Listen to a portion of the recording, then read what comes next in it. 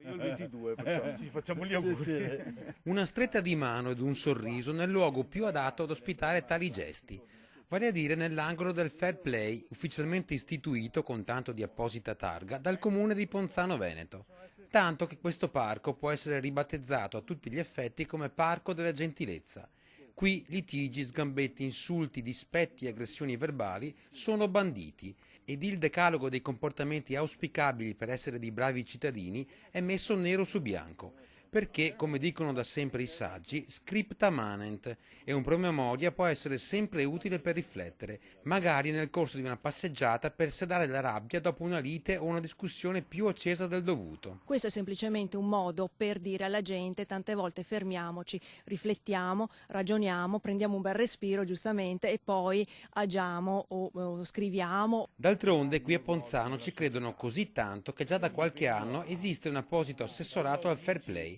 tra i primi in Italia, e questo angolo consacrato alla civile gentilezza è in un punto strategico, a 2 passi da quella villa chiamata, manco a dirlo, Serena, che ospita la sede municipale e il consiglio comunale, luogo per definizione di confronti e accese discussioni. Quando si va contro quelle che sono le idee degli altri, diremo, ecco, l'interessante è esporle in maniera tranquilla